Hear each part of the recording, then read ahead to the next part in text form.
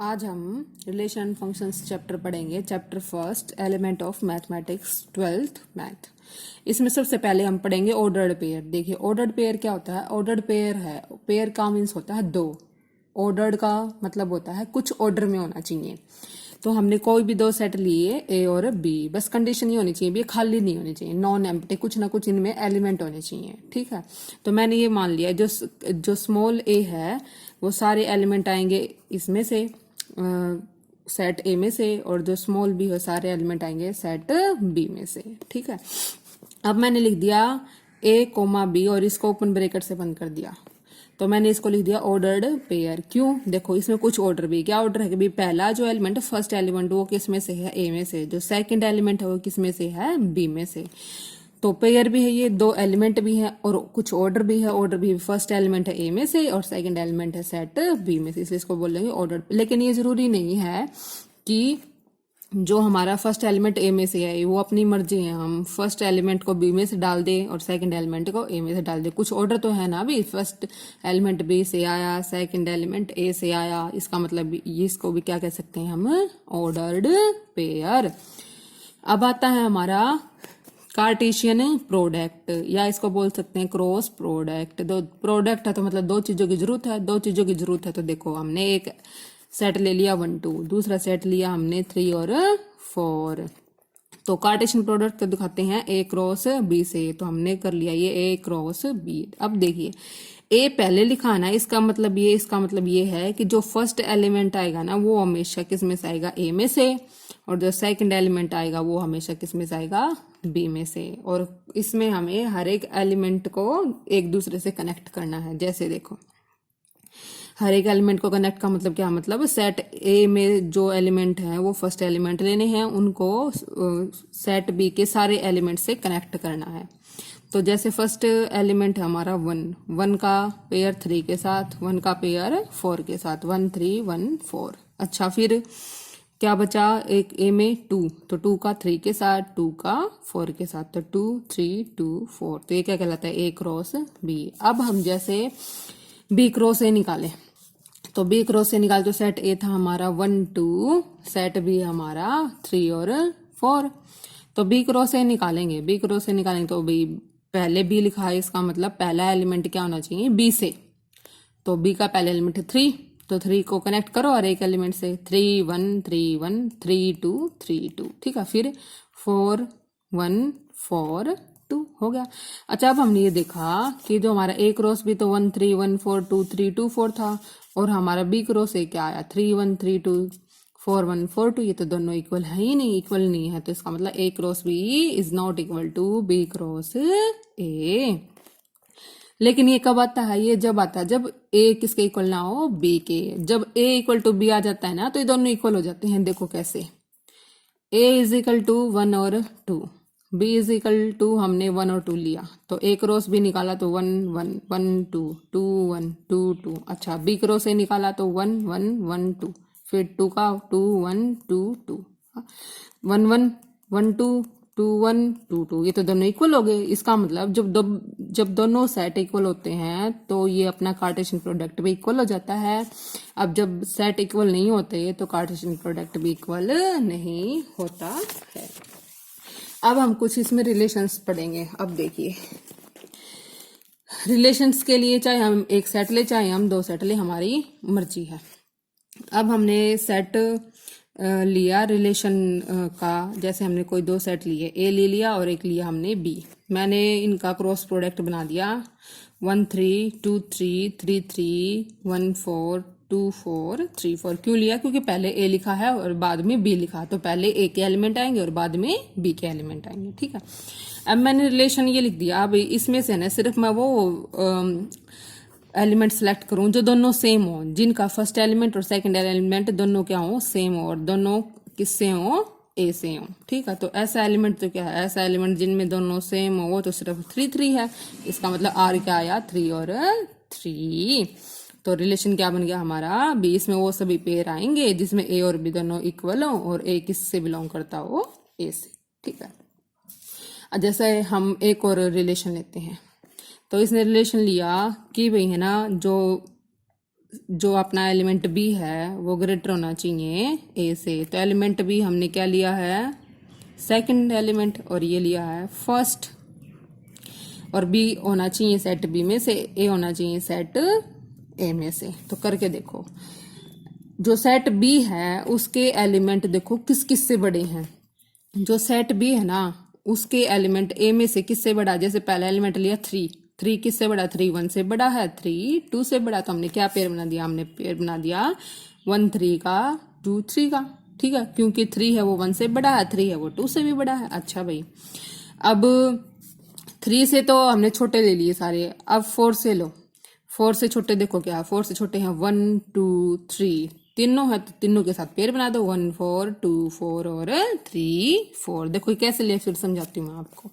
इसने ये बोला है लिखना तो इसी फॉर्म में भी, पहला एलिमेंट ए में से दूसरा एलिमेंट बी में से, लेकिन कंडीशन ये है जो ये बी है ना वो किससे बढ़ाना चाहिए, ए में से, और बी क्या है, बी आना चाहिए सेट बी में से। तो सेट बी में तो हमारा सिर्फ क्या था, 3 और 4 है। तो हम ये देखेंगे जो सेट बी वाला 3 है वो सेट ए वाले कौन कौन से एलिमेंट से बड़ा है। तो हमने देखा वो बड़ा है किस किस से, 3 है वो 1 से भी बड़ा है, 3 है वो 2 से भी बड़ा है। तो पेयर आ गया 1 3 और 2 3। फिर बचा 4, 4 देखो 4 तो तीनों से बड़ा है, तो पेयर आ गया 1 4 2 4 और 3 4। ठीक है, ये हमारे हो जाते हैं रिलेशन। अब कुछ है टाइप्स ऑफ रिलेशन। रिलेशन में हम कुछ भी कंडीशन दे सकते हैं। तो हमारा टाइप्स ऑफ रिलेशन पढ़ेंगे, इसके लिए मैं एक एग्जाम्पल लेके चलती हूँ। एग्जाम्पल क्या लिया हमने, a इज इक्वल टू 1 2 4, और कोई भी रिलेशन मैंने अपनी ओर से लिख दिया 1 1 2 2 4 4। ठीक है, तो फर्स्ट टाइप आता है हमारा आइडेंटिटी रिलेशन। आइडेंटिटी रिलेशन वो रिलेशन होता है जिसमें सारे एलिमेंट क्या हो, सेम हो। सेम हो कैसे, जैसे 1 1 2 2 4 4, ये क्या हो जाता है आइडेंटिटी रिलेशन। दूसरा आ जाता है वॉइड रिलेशन। वॉइड रिलेशन क्या होता है, वॉइड मतलब खाली, इसको क्या बोल सकते हैं, एम्प्टी रिलेशन। एम्प्टी रिलेशन में तो खाली, जैसे हम एक एग्जांपल लेके चलते हैं। हमने कोई सेट लिया 1 2 3 4 और आर मैंने बोल दिया, आर में वो सारे ऑर्डर्ड पेयर आने चाहिए जिसमें है ना A B capital A set से और बी बी सेट ए से, और जो दो इनमें से जो भी एलिमेंट है ना उनका डिफरेंस क्या आना चाहिए 8, माइनस है तो डिफरेंस क्या आना चाहिए 8। तो देखिए जब हमने करके देखा 1 और 2 का डिफरेंस तो -1, 2 और -3 का भी -1, 3 और -4 का भी -1। जैसे अब उल्टे करके देख लो, उल्टे करके देखे तो 1 3 में से 1 गया, 2 4 में से 1 गया 3, लेकिन कोई भी ऐसा एलिमेंट है ही नहीं। जैसे हमने 4 -2 करा तो 2, 4 -1 करा तो 3, लेकिन कोई ऐसा आया ही नहीं जिसका डिफरेंस क्या हो 8 हो। तो इसका मतलब वो रिलेशन क्या है 5, उसमें तो कुछ एलिमेंट ही नहीं है। अब हम पढ़ेंगे इनवर्स रिलेशन। अब देखिए इनवर्स रिलेशन क्या होता है, मैंने कोई भी रिलेशन लिख दिया, इनवर्स रिलेशन। इनवर्स रिलेशन के लिए मैंने लिखा भाई कोई भी सेट ए लिया 1 2 3 और उस पर रिलेशन बना लिया 1 2 1 3 2 3। ठीक है, अच्छा इनवर्स रिलेशन होता है उल्टा। उल्टा मीन्स जितने भी एलिमेंट हैं उनको उल्टे कर दो। तो इसको डिनोट करते हैं r -1 से, तो 2 1 3 1 और 3 2, ये क्या हो जाता है इनवर्स रिलेशन। ठीक है, अब आता है हमारे पास रिफ्लेक्सिव रिलेशन। रिफ्लेक्सिव रिलेशन, हमने कोई भी सेट लिया 1 2 3 और हमने रिलेशन लिख दिया 1 1 2 2 3 और 3। ठीक है, तो रिफ्लेक्शन रिलेशन ये बोलता है अभी, रिफ्लेक्सिव रिलेशन में ये आता है कि रिफ्लेक्सिव में है ना दोनों एलिमेंट सेम होने चाहिए।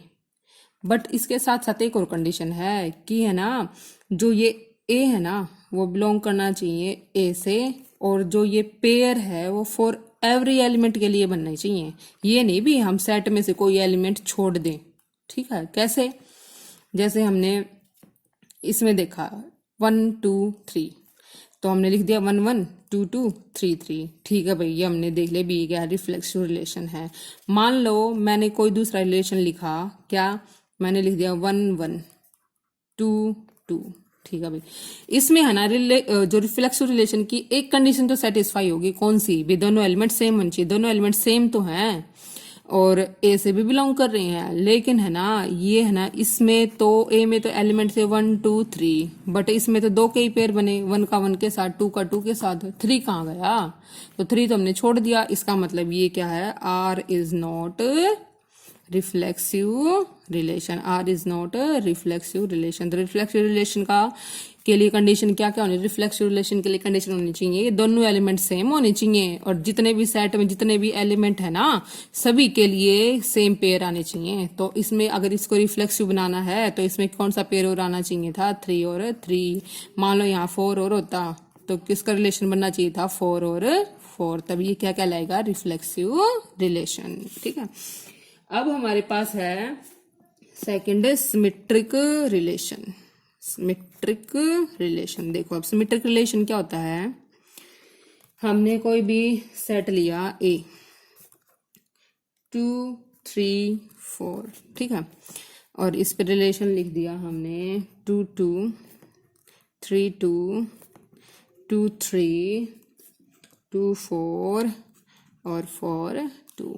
तो सिमेट्रिक रिलेशन ये बोलता है कि भाई अगर कोई भी पेयर है ना, हमने एक पेयर हम मान के चलते हैं भाई ए बी है, वो किस में से ले लिया हमने, आर में से। तो सिमेट्रिक रिलेशन ये कहता है इसका उल्टा पेयर भी उसी के अंदर होना चाहिए।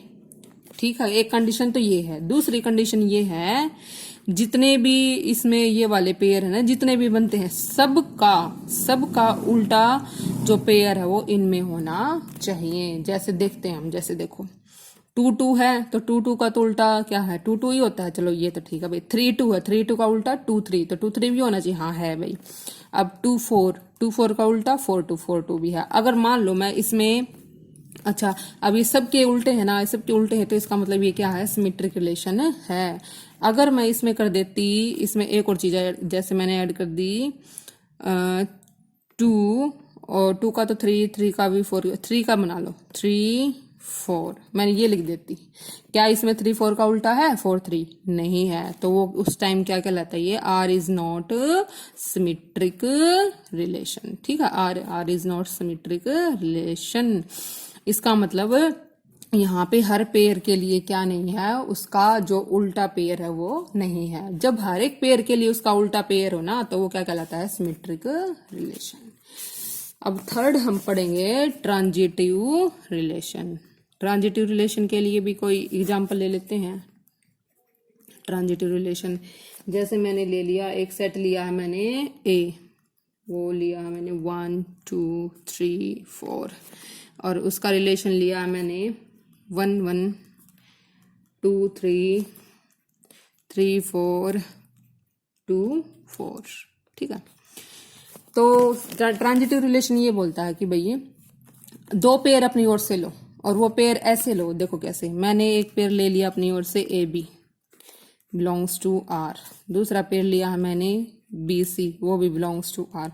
तो हमने रिलेशन में से दो पेयर ऐसे छाटने हैं जिसके पहले पेयर का तो सेकंड एलिमेंट और दूसरे पेयर का फर्स्ट एलिमेंट वो दोनों क्या हो, इक्वल हो।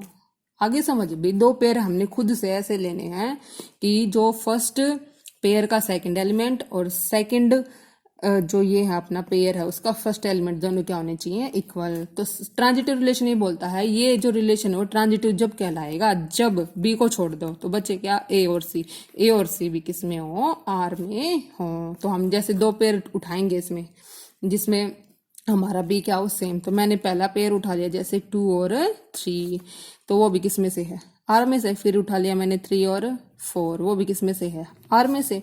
तो देखो 3 3 दोनों का इक्वल है ना, दोनों का इक्वल है तो हमारा क्या होना चाहिए। तो अगर ये ट्रांजिटिव रिलेशन होता तो इसमें 2 3 को छोड़ दो तो क्या बचे, 2 और 4 भी किस में होने चाहिए, आर में। है 2 4, हाँ भी है। लेकिन एक कंडीशन क्या ध्यान रखनी है इन तीनों रिलेशंस में, रिफ्लेक्सिव, ट्रांजिटिव और अपना इनमें, ये क्या ध्यान रखना कि भाई ये फॉर एवरी पेयर के लिए होना चाहिए। एवरी पेयर मीन्स देखो जैसे मैंने कोई एलिमेंट उठाया इसमें से, जैसे मैंने लिख दिया इसमें 4 3, तो मैंने लिया 3 और 4 बिलोंग्स टू आर, एक लिया मैंने 4 और 3 बिलोंग्स टू आर। तो भी मैंने कंडीशन तो ले ली कि भी बी सेम होना चाहिए। तो अगर ये ट्रांजिटिव रिलेशन है तो इसमें 4 को छोड़ दो, तो 3 भी किस में से होना चाहिए, आर में से।